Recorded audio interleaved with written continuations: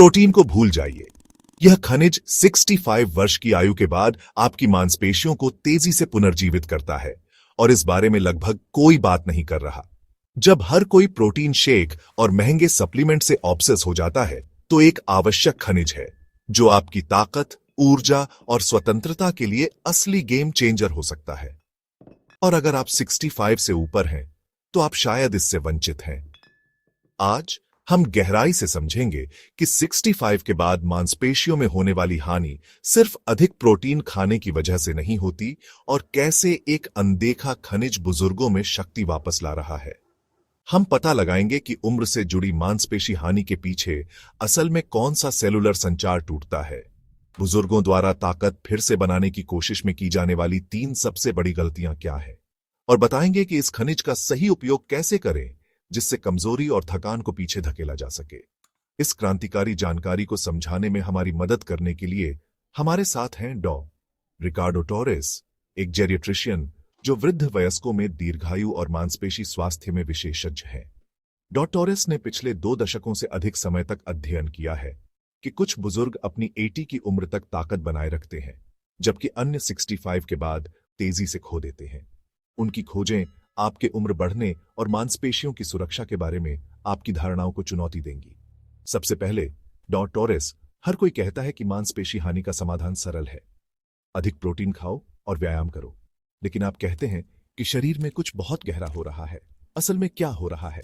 सच तो यह है कि उम्र के साथ मांसपेशी हानि सिर्फ प्रोटीन की समस्या नहीं है, यह एक सेलुलर संचार टूटने की समस्या है। समय के साथ आपके शरीर में संकेत भेजे जाते हैं कि मांसपेशियां फिर से बनाने की प्राथमिकता नहीं रही। ये संकेत तनाव, सूजन, खराब नींद की गुणवत्ता और खनिज की कमी के साथ और मजबूत हो जाते हैं। लेकिन अधिकांश लोग जो मिस करते हैं वह यह है कि आप उस संदेश को बदल सकते हैं। आप अपने शरीर की आंतरिक वायरिंग को फिर से कार्यक्रमित कर सकते हैं ताकि मांसपेशी विकास को प्राथमिकता मिलना शुरू हो जाए, भले ही आप 65 के बाद हों। इसे ऐसे सोचें, अगर आपकी कार इंजन खराब हो गया है तो अधिक पेट्रोल डालने से समस्या ठीक नहीं होगी, पहले इंजन की मरम्मत करनी होगी। आपके मांसपेशियों के साथ भी ऐसा ही है। आपकी सेलुलर मशीनरी सही से काम नहीं कर रही तो दुनिया भर का प्रोटीन मदद नहीं करेगा। और यही वह जगह है जहां खनिज, खासकर मैग्नीशियम, काम में आता है। ज्यादातर लोग मैग्नीशियम को पैर की ऐंठन या बेहतर नींद के लिए सोचते हैं, लेकिन यह वास्तव में आपके शरीर में सबसे शक्तिशाली मांसपेशी पुनर्निर्माण खनिजों में से एक है।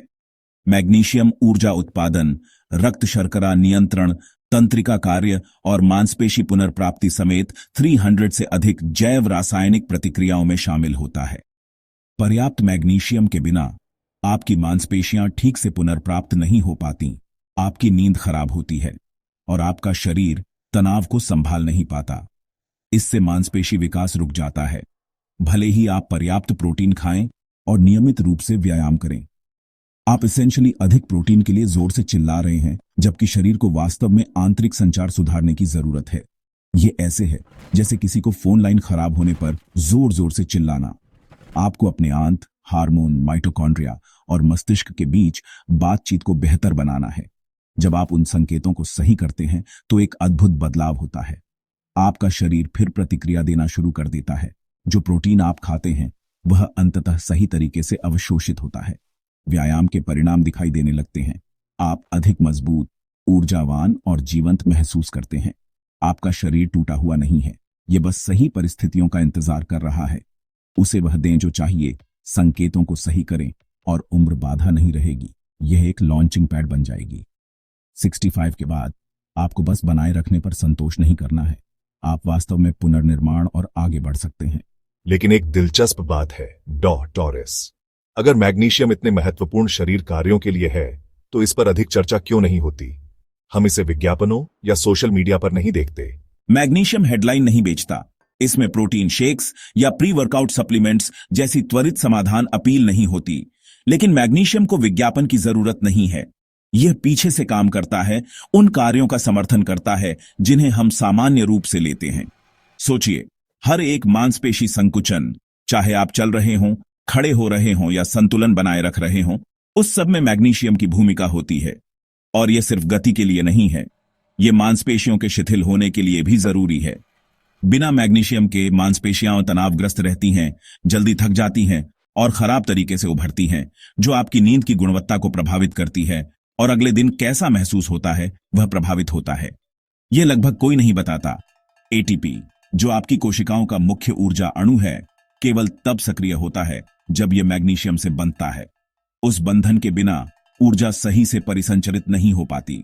यानी आप चाहे कितना भी अच्छा खाएं, अगर पर्याप्त मैग्नीशियम नहीं है तो आपकी कोशिकाएं वास्तव में इसका उपयोग नहीं कर सकती। जो क्रॉनिक थकान बहुत से लोग अनुभव करते हैं, वह भावना कि आप अपनी कोशिशों के बावजूद कहीं नहीं पहुंच पा रहे, वह सीधे मैग्नीशियम की कमी से जुड़ी हो सकती है। आपका शरीर स्पष्ट संकेत देता है।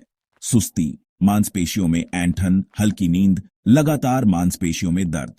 उम्र के साथ ये लक्षण एम्प्लीफाइड हो जाते हैं क्योंकि आपका शरीर में त्रुटि की गुंजाइश कम होती जा रही। मैग्नीशियम मांसपेशी पुनर्प्राप्ति में भी महत्वपूर्ण भूमिका निभाता है। किसी भी व्यायाम के बाद आपका शरीर एक सूजन प्रतिक्रिया शुरू करता है। यह सामान्य और आवश्यक है मांसपेशी विकास के लिए। लेकिन अगर वह सूजन सही से नियंत्रित नहीं होती तो सब कुछ ठीक होने में देर लगती है। मैग्नीशियम उस सूजन प्रतिक्रिया को नियंत्रित करने में मदद करता है।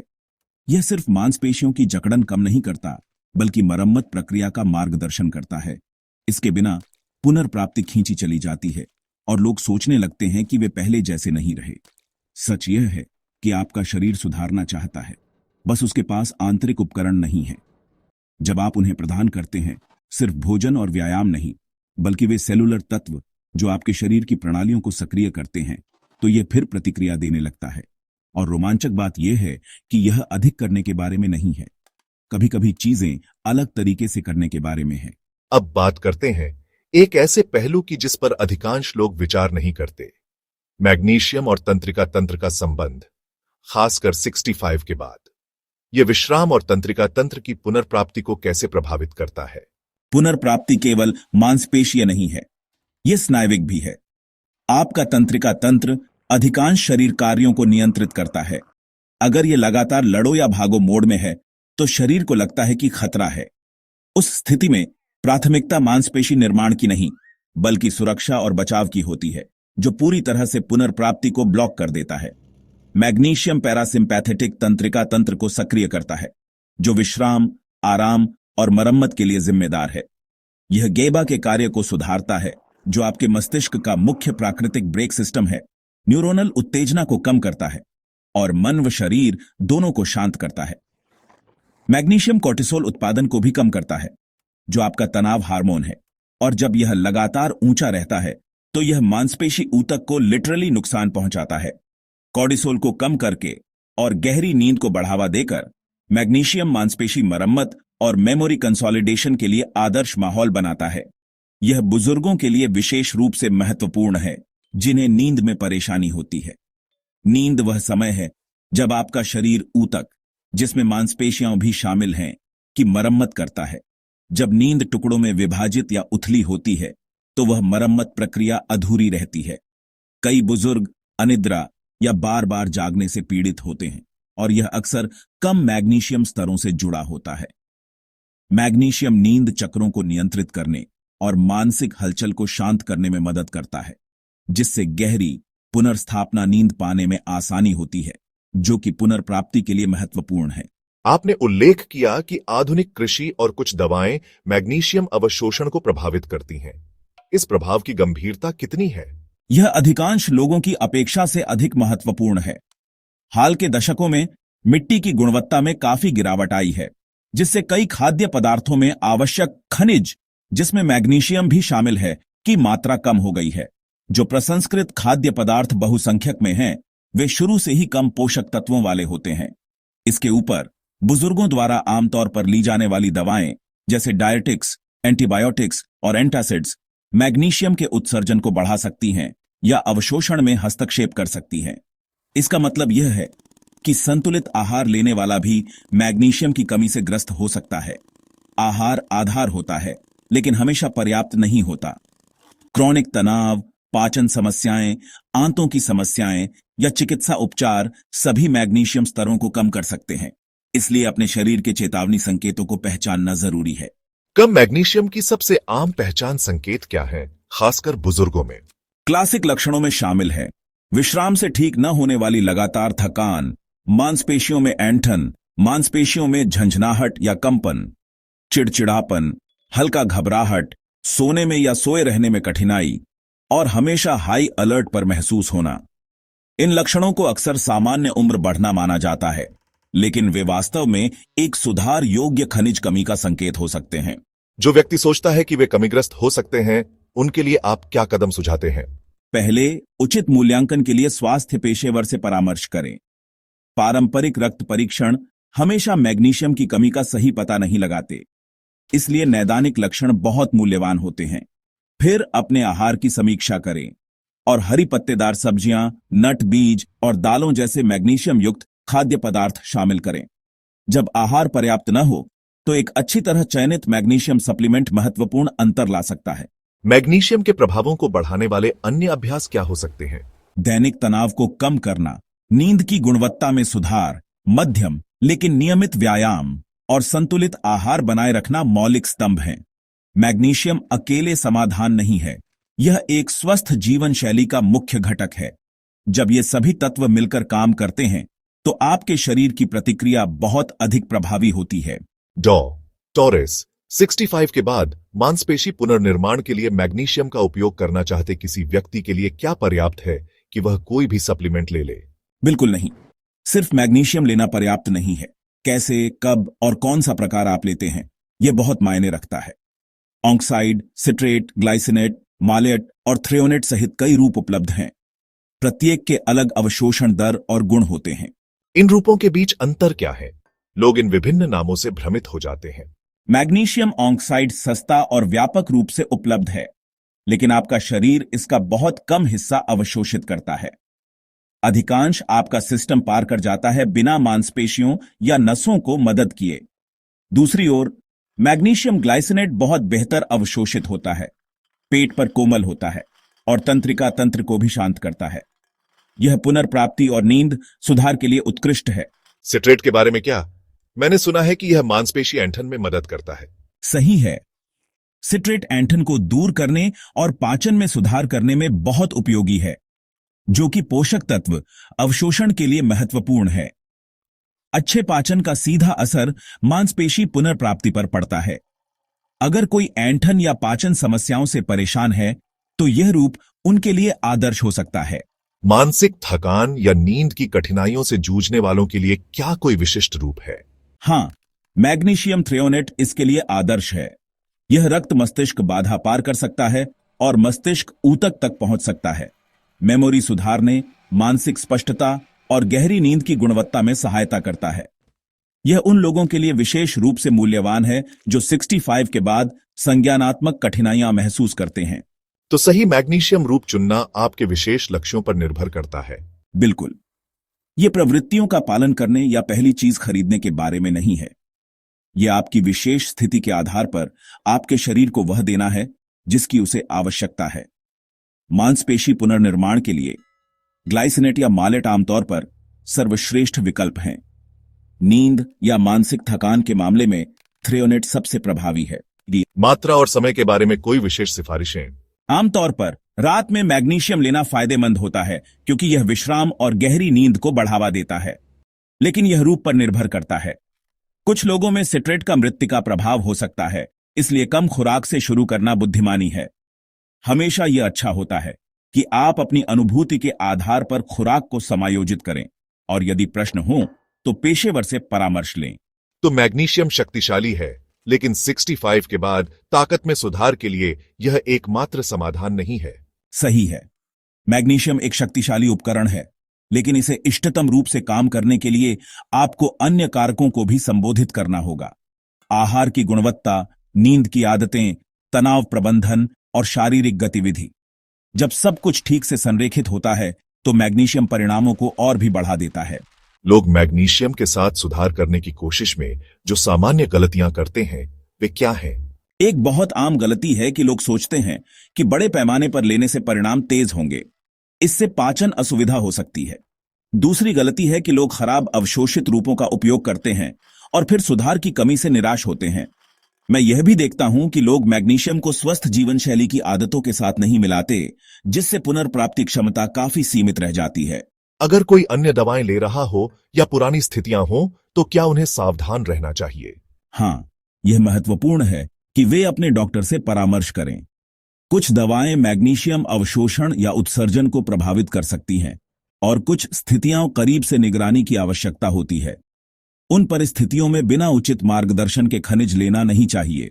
क्या कोई ऐसा हो सकता है कि कोई मैग्नीशियम ले रहा हो लेकिन सही तरीके से नहीं ले रहा हो, जिसके कारण सुधार न दिखे?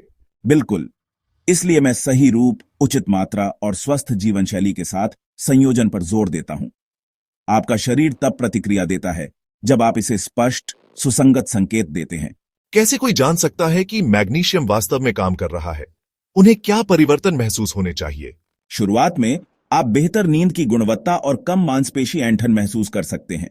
फिर दिन के दौरान अधिक ऊर्जा और कम मांसपेशी थकान, साथ ही सामान्य रूप से अधिक कल्याण, कम चिड़चिड़ापन और बेहतर एकाग्रता। लेकिन कुंजी धैर्य और सुसंगतता है। क्या आप सोचते हैं कि मैग्नीशियम को वृद्ध लोगों के मांसपेशी स्वास्थ्य के मानक दृष्टिकोण का हिस्सा होना चाहिए? यह निश्चित रूप से एक आवश्यक खनिज है जिसे अक्सर अनदेखा किया जाता है, लेकिन यह जीवन की गुणवत्ता और मांसपेशी पुनर्प्राप्ति में नाटकीय अंतर ला सकता है। कुंजी शिक्षा और सूचित निर्णय लेना है। समय की बात करें तो मैग्नीशियम लेने का दिन का कौन सा समय कितना महत्वपूर्ण है? समय बहुत महत्वपूर्ण है। मैग्नीशियम की आवश्यकता दिन में तनाव स्तर, शारीरिक गतिविधि और आपके नींद जागरण चक्र के आधार पर बदलती रहती है। रात में लेने से गहरी नींद में मदद मिलती है, जो अधिकांश मांसपेशी मरम्मत और हार्मोनल विनियमन का समय है। तो मांसपेशी पुनर्प्राप्ति के लिए सोने से पहले मैग्नीशियम लेना आदर्श है? कई लोगों के लिए हाँ, क्योंकि यह शरीर को आराम देने और विश्राम अवधि को अधिकतम करने में मदद करता है। लेकिन इसके अलावा व्यायाम के तुरंत बाद भोजन के साथ थोड़ी मात्रा लेने से तत्काल पुनर्प्राप्ति में भी महत्वपूर्ण अंतर आ सकता है। यह मांसपेशी संकुचन का समर्थन करता है और व्यायाम के बाद की जकड़न को कम करता है। यह ऐसा है जैसे मांसपेशियों को वह ईंधन देना जो वे खत्म होने से पहले चाहिए। इससे पता चलता है कि दैनिक खुराक को विभाजित करना एक साथ लेने से बेहतर है। बिल्कुल। खुराक विभाजित करने से मैग्नीशियम का स्तर स्थिर रहता है और उपयोगिता अधिकतम होती है। इससे कभी कभार उच्च खुराक के साथ होने वाली पाचन असुविधा भी कम होती है। जो कोई तेज व्यायाम नहीं करता लेकिन बेहतर नींद और तनाव प्रबंधन चाहता है, उनके लिए आप क्या सिफारिश करेंगे? उनके लिए रात का मैग्नीशियम सबसे प्रभावी होता है। यह पैरासिम्पैथेटिक तंत्रिका तंत्र को सक्रिय करता है, विश्रामपूर्ण नींद और बेहतर तनाव प्रबंधन में सहायता करता है। क्या ऐसी कोई समय है जब मैग्नीशियम लेने से बचना चाहिए? कोई मनाही समय नहीं है, लेकिन इसे अन्य दवाओं या सप्लीमेंट्स के बहुत करीब लेने से अवशोषण प्रभावित हो सकता है। इसलिए सही योजना और विशेषज्ञ परामर्श महत्वपूर्ण है अगर आप दवाइयां ले रहे हों। कैसे कोई जान सकता है कि उनकी खुराक और समय प्रभावी रूप से काम कर रहे हैं? नींद की गुणवत्ता पर ध्यान दें। अगर आपको कम दर्द, कम मांसपेशियों की जकड़न और अधिक ऊर्जा अनुभव हो रही है, तो ये अच्छे संकेत हैं कि मैग्नीशियम अपना काम कर रहा है। क्या लोग सप्लीमेंट समय की महत्ता को कम आंकते हैं? बिल्कुल। कई लोग सोचते हैं कि बस लेना ही काफी है, लेकिन कब लेना उतना ही महत्वपूर्ण हो सकता है जितना कि क्या और कितना लेना। प्रभावी मैग्नीशियम रूटीन बनाने के लिए आपकी क्या सिफारिशें होंगी? पहले वह रूप चुनें जो आपकी आवश्यकताओं के अनुरूप हो। फिर खुराक विभाजित करें अगर जरूरत हो। अंत में समय और मात्रा को समायोजित करने के लिए अपने शरीर की सुनें। कैसे कोई जान सकता है कि उन्हें खुराक बढ़ानी या घटानी चाहिए? अपने ऊर्जा स्तर, नींद की गुणवत्ता, दर्द स्तर और पाचन लक्षणों पर नजर रखें। अगर आप अच्छा महसूस कर रहे हैं तो बढ़ाने की जरूरत नहीं। अगर समस्याएं बनी रहती हैं तो पेशेवर से परामर्श करें। निष्कर्ष में मैग्नीशियम सप्लीमेंटेशन में निरंतरता कितनी महत्वपूर्ण है? निरंतरता बिल्कुल आवश्यक है। लाभ तुरंत नहीं होते, ये संचयी होते हैं। एक ठोस सप्लीमेंटेशन रूटीन मध्यम अवधि में मांसपेशी पुनर्प्राप्ति और समग्र कल्याण को परिवर्तित कर सकता है। अब डॉटोरिस, अगर मैग्नीशियम अन्य पोषक तत्वों के साथ मिलकर काम करता है, तो अगर किसी के पास पर्याप्त विटामिन डी नहीं है तो क्या होता है? उत्तम प्रश्न। बिना पर्याप्त विटामिन डी के आपका शरीर आंतों से मैग्नीशियम को सही से अवशोषित नहीं कर सकता। इससे मांसपेशी संकुचन और ऊर्जा उत्पादन जैसी प्रमुख प्रक्रियाओं के लिए खनिज की उपलब्धता कम हो जाती है।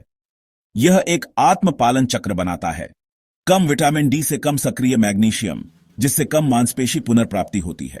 क्या यह संबंध किसी भी उम्र में समान रूप से महत्वपूर्ण है या 65 के बाद और अधिक महत्वपूर्ण हो जाता है? 65 के बाद यह और भी अधिक महत्वपूर्ण हो जाता है, क्योंकि विटामिन डी उत्पादन और आंतों का अवशोषण दोनों में गिरावट होती है, जबकि मैग्नीशियम की आवश्यकताएं चयापचय परिवर्तनों और दवा अंतरक्रियाओं के कारण बढ़ जाती हैं। आपने व्यायाम का उदाहरण दिया जो मैग्नीशियम के प्रभावों को बढ़ाता है। क्या आप समझा सकते हैं कि मैग्नीशियम हमारे प्रशिक्षण के प्रति शरीर की प्रतिक्रिया को कैसे बेहतर बनाता है? मैग्नीशियम प्रशिक्षण के शारीरिक तनाव को मांसपेशी अनुकूलन और विकास के संकेतों में बदलने में मदद करता है, बजाय केवल थकान उत्पन्न करने के। यह उचित मांसपेशी संकुचन और पुनर्प्राप्ति का समर्थन करता है, जिससे प्रत्येक व्यायाम सत्र अधिक कुशल और उत्पादक होता है। तो बिना व्यायाम उत्तेजना के मैग्नीशियम का वही प्रभाव नहीं होगा। सही है, मैग्नीशियम एक सुविधा प्रदाता है, लेकिन मांसपेशी विकास के लिए प्राथमिक संकेत शारीरिक चुनौती है। बिना उस उत्तेजना के मांसपेशी पुनर्प्राप्ति और विकास सीमित रहता है। जो लोग शारीरिक सीमाओं के कारण तीव्र व्यायाम नहीं कर सकते, क्या मैग्नीशियम फिर भी उनकी मदद करता है? हाँ, लेकिन कम मात्रा में। उन मामलों में शारीरिक गतिविधि को संभवतानुसार अनुकूलित करना और मांसपेशी कार्य और तंत्रिका तंत्र के स्वास्थ्य को बेहतर बनाने के लिए मैग्नीशियम का उपयोग करना महत्वपूर्ण है, जो समग्र कल्याण के लिए आवश्यक है। मानसिकता मैग्नीशियम की प्रभावशीलता और मांसपेशी पुनर्प्राप्ति को कैसे प्रभावित करती है? मानसिकता महत्वपूर्ण है। अगर आप मानते हैं कि आप कमजोर हो जाएंगे, तो आपका शरीर उसी अपेक्षा के अनुसार प्रतिक्रिया करता है। लेकिन अगर आप विश्वास करते हैं कि आप सुधार सकते हैं और मजबूत हो सकते हैं, तो आपकी आदतें बदलती हैं। आप अधिक चलते हैं, अच्छी नींद लेते हैं और सप्लीमेंट्स का रणनीतिक रूप से उपयोग करते हैं। सक्रिय उम्र बढ़ने के लिए अधिक सकारात्मक दृष्टिकोण अपनाने के लिए कोई सुझाव? छोटे, प्राप्त करने योग्य लक्ष्य रखें। प्रगति का जश्न मनाएं, चाहे वह कितनी ही मामूली क्यों ना हो। पुनर्प्राप्ति को एक अवसर के रूप में देखें, बोझ के रूप में नहीं। अपने आप को समर्थन करने वाली जानकारी और लोगों के साथ घेरें जो आपके प्रयासों को प्रोत्साहित करें। नींद इस गठबंधन मैग्नीशियम, व्यायाम और पुनर्प्राप्ति में क्या भूमिका निभाती है? नींद वह जगह है जहां अधिकांश मांसपेशी मरम्मत और हार्मोनल विनियमन होते हैं। मैग्नीशियम गहरी नींद की गुणवत्ता में सुधार करता है, जो पुनर्प्राप्ति और मांसपेशी विकास को बढ़ाता है। यह मात्रात्मक प्रभाव नहीं, गुणात्मक प्रभाव है। क्या तनाव और मैग्नीशियम के बीच कोई अंतरक्रिया है जो पुनर्प्राप्ति को प्रभावित करती है? हाँ, मैग्नीशियम पैरासिम्पैथेटिक तंत्रिका तंत्र को सक्रिय करता है और कॉर्टिसोल को कम करता है। जब कॉर्टिसोल लगातार ऊंचा रहता है, तो यह मांसपेशी पुनर्प्राप्ति को अवरुद्ध करता है और मौजूदा मांसपेशी ऊतक को भी तोड़ता है। तनाव प्रबंधन तकनीकों और नींद स्वच्छता अभ्यासों के साथ मैग्नीशियम समर्थन का संयोजन बेहतर शर्तें बनाता है मांसपेशी निर्माण के लिए। अगर किसी का उच्च तनाव और खराब नींद हो, तो क्या मैग्नीशियम उस स्थिति को सुधार सकता है? यह निश्चित रूप से मदद कर सकता है, खासकर जब इसे तनाव प्रबंधन तकनीकों और नींद स्वच्छता अभ्यासों के साथ मिलाया जाए। लेकिन यह एक जादू की मरहम नहीं है। दृष्टिकोण को समग्र होना चाहिए। क्या शरीर मैग्नीशियम की कमी के स्पष्ट संकेत भेजता है? हाँ, मांसपेशियों में ऐंठन, लगातार थकान, चिड़चिड़ापन और नींद की समस्याओं जैसे लक्षण आम चेतावनी संकेत हैं, जिन्हें अक्सर नजरअंदाज कर दिया जाता है या सामान्य उम्र बढ़ना कहा जाता है। 65 से ऊपर के व्यक्ति जो ये लक्षण अनुभव कर रहे हैं, उन्हें क्या कदम उठाने चाहिए, यह आकलन करने के लिए कि मैग्नीशियम समाधान का हिस्सा हो सकता है? आदर्श रूप से स्तरों को मापने और लक्षणों का व्यापक मूल्यांकन करने के लिए किसी विशेषज्ञ से परामर्श करें। लेकिन मैग्नीशियम युक्त खाद्य पदार्थों और उचित सप्लीमेंट से शुरू करना एक अच्छा पहला कदम हो सकता है, जब तक आप पेशेवर मार्गदर्शन प्राप्त कर रहे हों। प्राकृतिक मैग्नीशियम स्रोतों के बारे में बताइए। लोग अपने दैनिक आहार में कौन कौन से खाद्य पदार्थ शामिल करें? मैग्नीशियम कई खाद्य पदार्थों में पाया जाता है, विशेष रूप से कम संसाधित में। बादाम, ब्राजील नट, कद्दू के बीज जैसी नट और बीज उत्कृष्ट स्रोत हैं।